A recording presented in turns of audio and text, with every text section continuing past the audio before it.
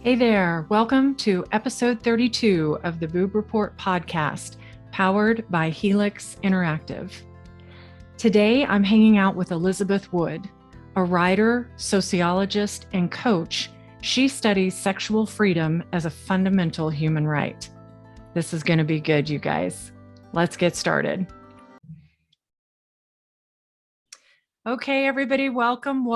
We have Elizabeth Wood here with us today, and I am incredibly excited because we're going to be talking about something I think that a lot of people feel they can't talk about, and how illness doesn't erase our sexuality. I love that. Welcome, Elizabeth. Thank you, Michelle. I'm so glad to be here with you. Well, give us a little background on you, who you are, and how you came into is the correct term sexual therapist or? I'm actually a sociologist, so Okay. I came to this world a little differently than some folks do. So I'm a sociologist by training. I got my doctorate a long time ago now for a study of sex and power and gender in strip clubs. I was really interested in the kinds of work women do where they do things that they would otherwise do for free. Yeah. Flirting and sexual behavior and things like that. But I didn't want to come at it from the standard men exploit women kind of, this is all violence against women angle. I wanted to see what else was going on there. And I found that women had a lot of power as well, that it was really a dynamic exchange, which isn't to say there's no exploitation, of course. Right. But in any case, so I started there and then spent much of the last 20, 30 years writing kind of critically about sex and society issues. But then my mom got sick. And through working through the last few years of her life with her, I started to get really interested in healthcare, in medicine, and in death and dying. And so what's happened for me in the last few years is a fusing of these two worlds, where now I think a lot about sexuality and a lot about illness and a lot about the way that the healthcare system treats us, and really a lot about the way that facing our mortality helps us live fuller lives. So that's kind of where I've been coming from recently. Oh, I like that. I like that. Well, I want to dive into how you started going through this experience and looking at this from a different angle, if you will, with your mother in regards to what your mother went through. Because when we talked before we came on, I found that fascinating. Yeah. So maybe partly because I was the daughter who studied sexuality, when my mother in her late 50s sort of had a new sexual awakening and figured out what her life was like sexually, it turned out that was around sexual dominance. So she had a long period of no relationships with men at all. She had, prior to that period, had very unhappy relationships with men. And I think she had largely kind of given up on having any kind of sex life. And then in her late 50s, she discovered that she could have really meaningful relationships with men who wanted to be dominated. Sexually dominated by a woman. So she, of course, wanted somebody to talk to about that. And while mothers and daughters don't often talk about their sex lives together necessarily, because I had made this career of studying sexuality, she felt really comfortable talking to me. So that was amazing and wonderful. And to see her sort of enter into this period of power was really exciting. And then she got kidney cancer. And she ended up in the hospital. And that was the first time I remember noticing really powerfully how the healthcare system erases not only our sexuality, but an awful lot of who we are as a person. And they, not intentionally necessarily, but bureaucratically and methodically, they kind of turn us into whatever our illness is. Right. Yeah. So we become the kidney cancer in room 302. And some of that is related to the way the system treats doctors too. So, a nurse comes into the room and says, has renal been in yet? And go like, renal has a name. He's Dr. So-and-so. But it turns out that day it's not Dr. So-and-so from renal. It's a different doctor because that's how hospitals work, right?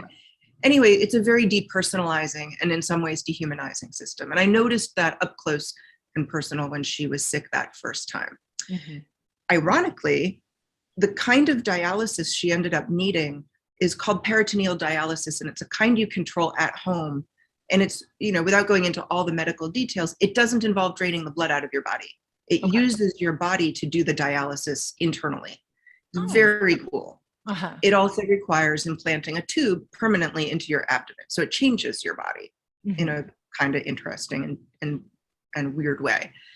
And she was able to accommodate this into her sex life, I think partly because her sex life had already been kind of kinky, right? Okay. It wasn't the standard conventional heterosexual sex. So it was more fluid and more open to all these different kinds of things. Right. Then the dialysis fixed some of her health problems so well, she actually felt better. And I really witnessed this way in which her sexuality helped her cope with her illness, and then the treatment of her illness actually inadvertently improved her sex life. Mm-hmm. So that was very fascinating to navigate with her. And then she got a terminal cancer about 3 years after that.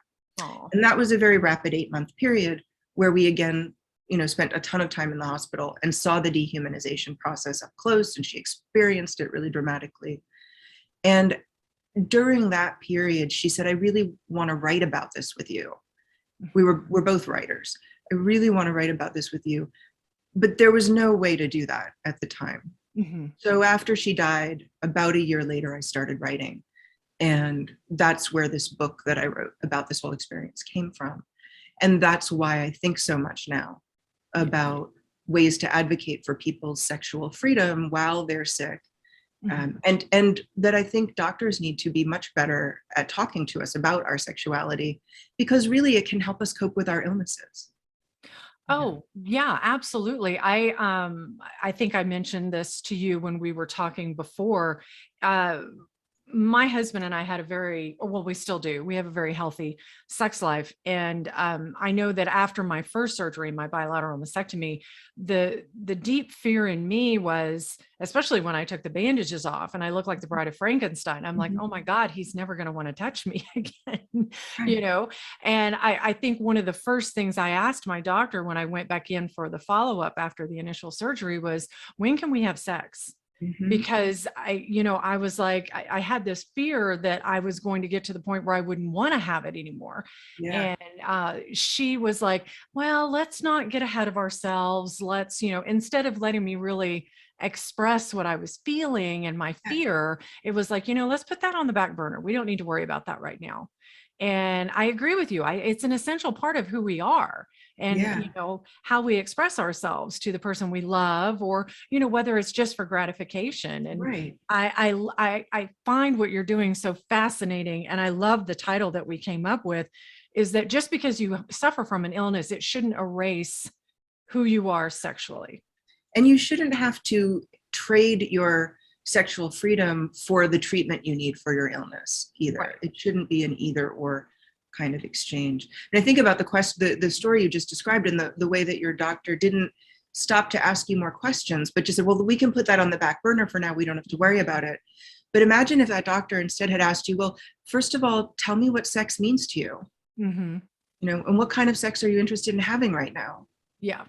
Because the answer to the question would obviously vary Mm-hmm. depending on what your body was doing and what your desires were. Absolutely. Well, and I mean, honestly, with the bandages and the drains and stuff like that, it really, my husband was very tender with me. We were very, tender with each other, but it took some figuring out how we were going to have sex and not put me in a position where it was going to hurt, Of course. in my chest. And thank God my husband is very comfortable with who he is and expressing himself. Yeah. I know a lot of people don't have that. Yeah. And it makes it difficult to be able to talk through the things to get to where you're comfortable. Yeah. Well, one of the things I noticed a lot in the healthcare system is actually a characteristic of our entire society, I think. And that is that we are not very practiced as a people at talking about sex. I mean, we're pretty practiced at talking about the politics of sex. Mm-hmm. And with some of our close friends, maybe we talk to some degree about the personal aspects of sex. But when it comes down to actually facing the person that we want to have sex with, we are not always very good at that. Just like doctors are not always very good at talking to us about the kinds of sex we might want, or what do we enjoy, what's going on with our bodies that's preventing us from enjoying what we want right now. It just becomes this topic which is taboo, and we say, well, that's private. We don't need to talk about that here. But It's very interesting to me as a society. I'm not sure how other, countries deal with this, but just within America itself, that sex is so taboo yeah, and we don't talk about it. We have these movies where people are, acting and having sex in the movies and stuff, and we rate those R or X or whatever. right, But we have no problem with the other side, like, gun violence and all that, whole nother right, show. right, But yeah. why on earth sex is so taboo? And I find it fascinating that your mother realized that she needed to be the more dominant person Yeah, in the sexual relationship, and yeah, that she did find men that were totally open to that. yeah, And I think that came down to communication, right? yeah. Well, one of the things that I think the BDSM, the kind of bondage, domination, sadomasochism, the kink community, in other words, Hmm. one of the things that is characteristic of that community, and often in the queer community and often among sex educator communities and sex worker communities, is that people are much more practiced at naming their desires, negotiating consent, checking in with each other regularly, because the context demands that. Right. But that's not part of the standard story that heterosexual couples witness in the, you mentioned sex in the movies. You see Hmm. sex in the movies all the time. You see sex scenes on TV all Hmm. the time, but somehow everything just flows naturally with no conversation, no checking in, no need to, if something has to be, it becomes a comedy Yeah. when somebody has to check in about something instead of making that the norm. Hmm. And so that's a disincentive. Yeah. That's not good information. But so some of these other communities actually have a much more practiced way of dealing with this, and I think that was useful to her, to have had that experience for sure. Absolutely. Well, do you find with women that it's just they're too, I don't want to say insecure, but unsure of maybe being more dominant because they think that's going to turn their male partner or female partner off, that they don't feel comfortable expressing that. And that could lead to, just a relationship ending, right? Yeah, well, I do think, particularly for heterosexual women, Hmm.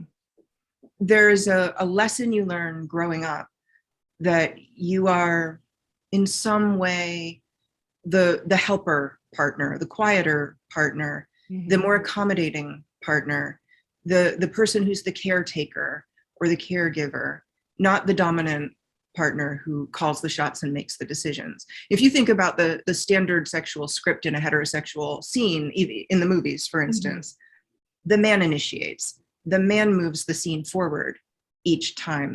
There's a kind of, sociologists call this the push and resist dynamic, Hmm. where the woman's role is often to kind of resist up to a point and then allow, and then Hmm. resist a little more and then allow.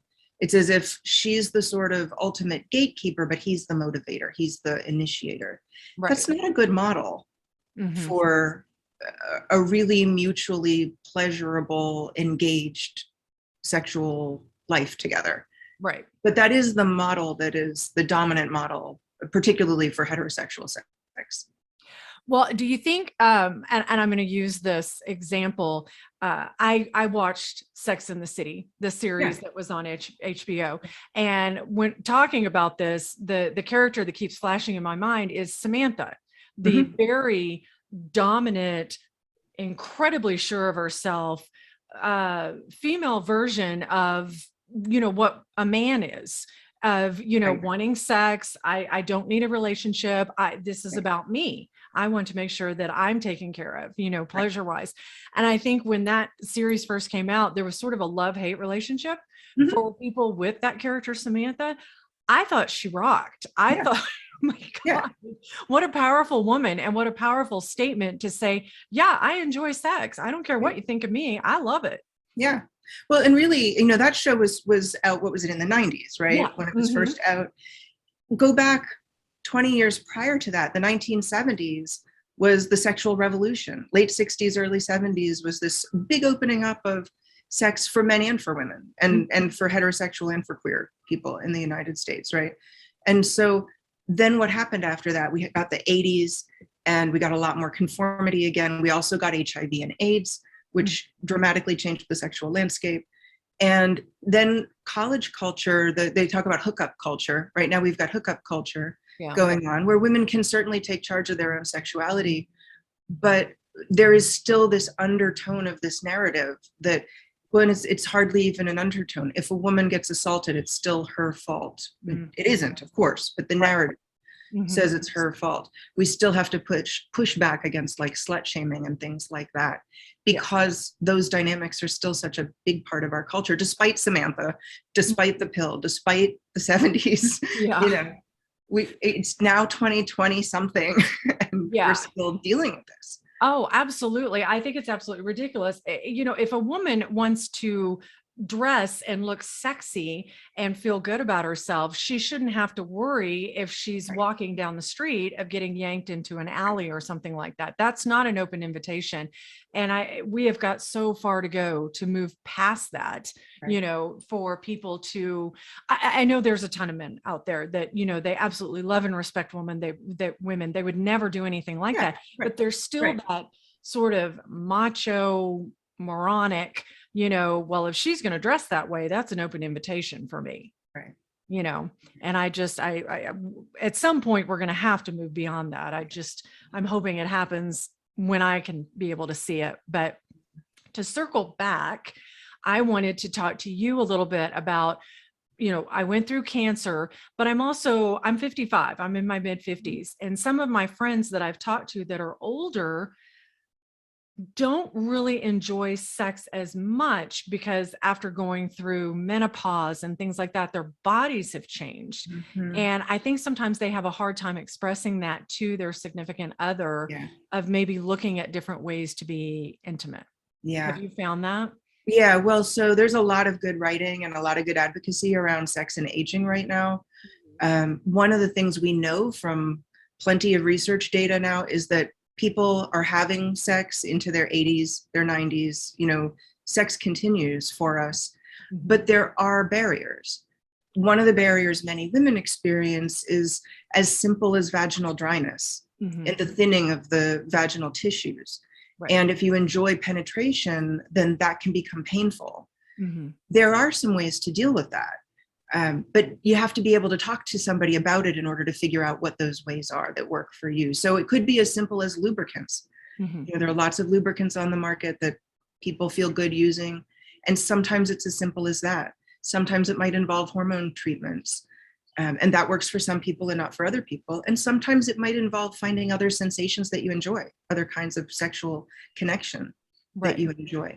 But each of those solutions requires a conversation.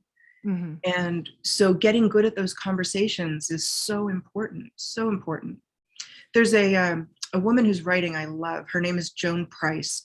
And Joan Price writes about sex and aging. And actually now she's also been writing about sex and grieving, which I think is also really fascinating. Wow. Okay. But she talks about, so she's in her mid to late 70s now, I think. She also teaches line dancing. She's a rock star. She's amazing. I love line dancing. In fact, she did a sex ed video series with a porn performer and feminist sex educator named Jessica Drake. And she and Jessica Drake consulted together on this sex ed pornographic film for older adults. But one of the things Joan Price does is she has this thing she calls her medical mantra. And she calls it a mantra specifically because we have to repeat it over and over and over until it becomes part of us. But the mantra is basically, and I'm paraphrasing it, I never get it exactly right.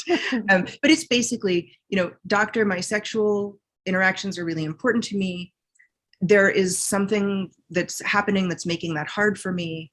Can you help me figure out what tests we need to do to find out what I need in order to feel good about my sex life again? And if you can't, can you recommend somebody who can? So not every doctor is going to be able to do this, but they should at least be able to find you somebody who can. Absolutely. Because you deserve a sex life for as long as you want one. And well, you know, and I think that circles back to the whole, I don't want to say stigma, but just, you know, people, we don't talk about that. You know, we don't discuss that. And it's funny because I have a very dear friend of mine. She speaks her mind. And she was talking to someone who was very um, religious, and they're like, well, we shouldn't be talking about sex should just be here and this and that. And, you shouldn't be having it before marriage and all this. And just kind of going, reading from the, playbook. Yeah. And my friend goes, I have to disagree with you because I believe in God, I pray. But in my view, if sex was so forbidden, God wouldn't have made it feel so good. Right. And Right. I think that that's something that people forget is they have to put so much stigma around it, where it's such a beautiful, natural thing, for people to be able to be intimate with each other. Yeah. Yeah. And so religion can be a barrier for people. Yes. Some religions actually make sex kind of a sacrament that's really important, and that, though it may be bound within relationships like marriage, but where it's an honored and important part of life, and then others make it seem like this unfortunate thing we have to do with one another in order to make babies. Right. It's not a happy situation, I think, for anybody. No, not at all. You were mentioning stigma, and I think stigma comes into this in so many ways, and one of the ways is by stigmatizing certain kinds of bodies also. So you were mentioning older people, and certainly in a society like this one, where youth is sort of the ultimate of beauty, older bodies are stigmatized and seen as not sexual, just like bodies that have been through medical treatments that have changed them are often seen as less beautiful, and they shouldn't be. They shouldn't be. There's a really amazing advocate and sex educator named Erica Hart. She's a Black woman with a double mastectomy who did not choose to have reconstructive surgery. And she has made a career, part of her career, out of showing her body, including her scars, and kind of demanding to be seen, because the witnessing of her body means we then witness that beauty is possible in this way that is hidden otherwise. Right. Stigmatized otherwise. Honestly, I've thought, because obviously I have scars on my breast from having, the bilateral mastectomy. I've literally had 4 surgeries in 5 years. And I've actually thought about going to a tattoo artist that specializes in, doing tattoos in and around scars to make them, I don't want to say more beautiful, but just to sort of incorporate them so that, you can have those. And I've tossed around that idea of doing it because, I know the doctors did the best they could, but let's be honest, they're scars. Right. So, I think that you have to honor yourself and your body and how you perceive. And sometimes I've found, like you were just mentioning Erica Hart, some women, when they get this diagnosis, it flips a switch for them, and it really gives them the power to say and do the things that they've always wanted to do. They just didn't think that they had the courage or the self-esteem to do it before they got that diagnosis. Yeah, that's right. And just being able to speak up, I know that I was not someone who, I never imagined doing a podcast or, speaking from the stage or being up and trying to create this movement to help women that have gone through breast cancer, but experiencing it myself and seeing how things can be done so differently and how we need to talk about things, the mental aspect of it, the sexual aspect of it. We need to stop living in the shadows and just be out front and talk so that women know that they're not alone. Yeah, there's been an amazing transformation in the way we deal with cancer as a society. I mean, I remember in my grandparents talking about when they were younger, it was the C word. You couldn't even say the word cancer. And now we have movements organized around raising money for cancer and for treatments, and lots of nonprofit organizations working openly around cancer, and people like you who are doing podcasts, and people like Erica. There's another woman I think about a lot. Her name's Beverly Deal, and she's a writer, and she wrote a really great cancer memoir called what's it called? Sex, Drugs, Rock and Roll, and a Tiara.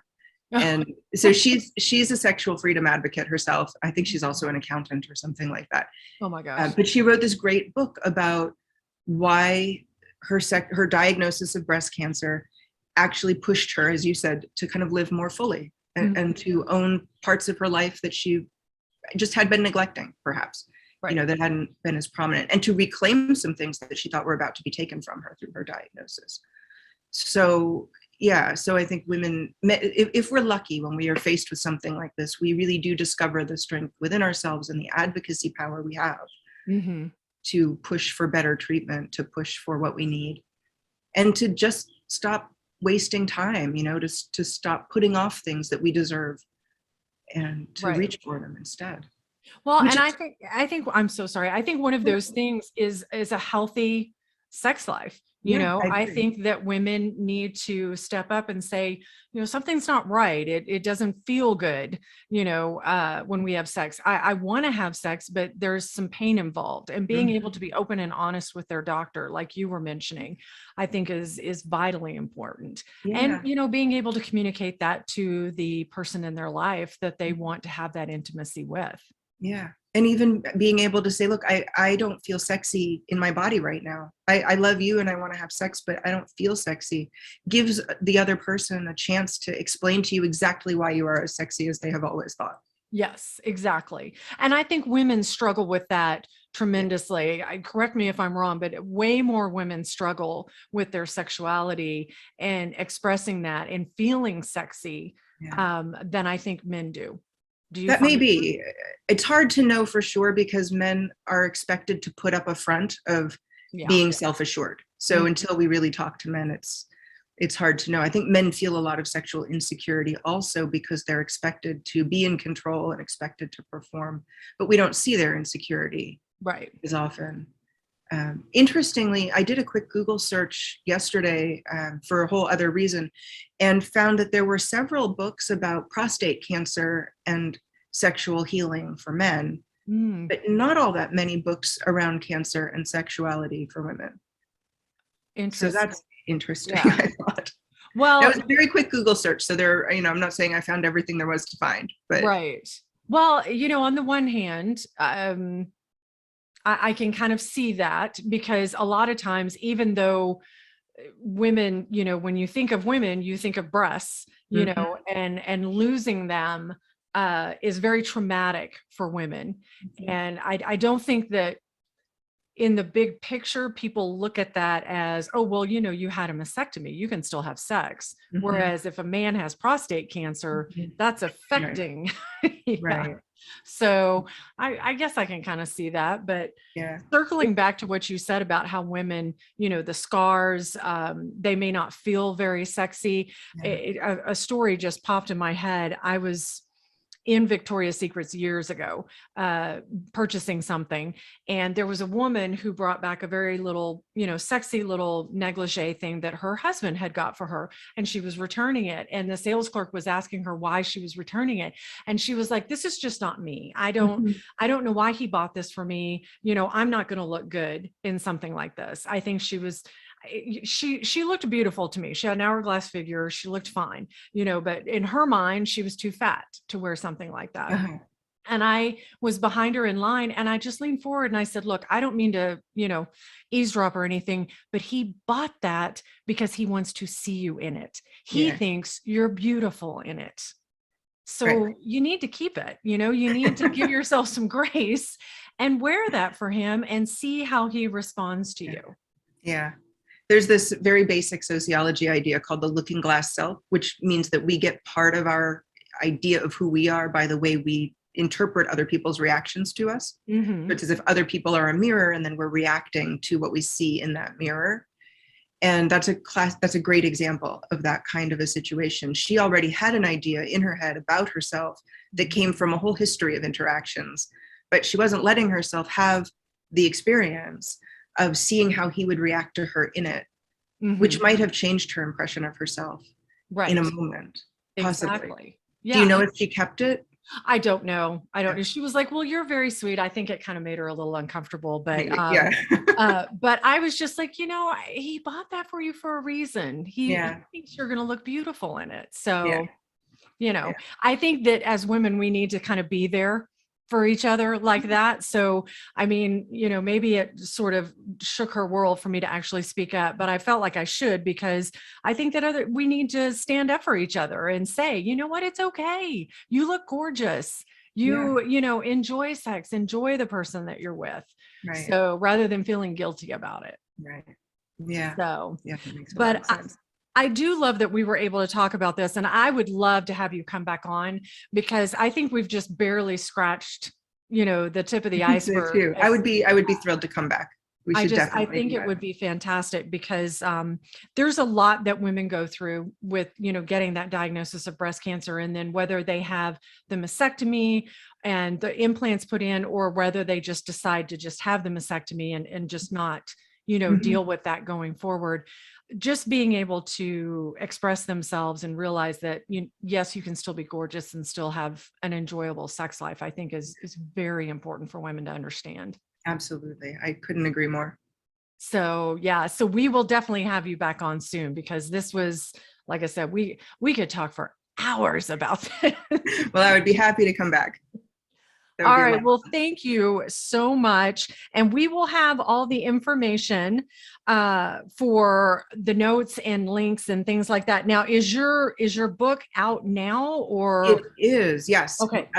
So the book is called Bound. I have a copy of it I can show you. Nice. This is what it looks like. Okay. Bound, a daughter, a dom, and an end of life story. And you can find it just about anywhere you can find books. So Wonderful. Amazon, just as easily as your local bookseller. My cat is about to walk across the screen. It's okay. This is, YouTube. Zoom. There you go. You She's guys will have to watch it on YouTube to see. So yeah, you can buy it anywhere. And the exciting thing for me about it is that it just came out as an audiobook. Nice. So for people who love audiobooks, you can find it on Audible. And it's narrated by an incredible woman named Rachel Music, who just did such a fantastic job with the narration. It's so well told. Very cool. Well, we will have links for all of that in the show notes, you guys, Great. so you'll be able to check it out. And again, Elizabeth, thank you so much. I so thank you, Michelle. Being with us today. Michelle, I will look forward to coming back. Thank you for having me. So fascinating. Elizabeth is amazing, and I love how she looks at this issue from all sides. We have links and information where you can learn more about her and follow her work, along with links to purchase her book on our website at www.theboobreport.com/podcast episode 32 show notes. And a very big thank you to all of you for spending time with us today. Be sure to like and follow us, and definitely share the podcast with your friends. You can become an active listener and support this podcast by clicking on the podcast link on our website at theboobreport.com. Take care.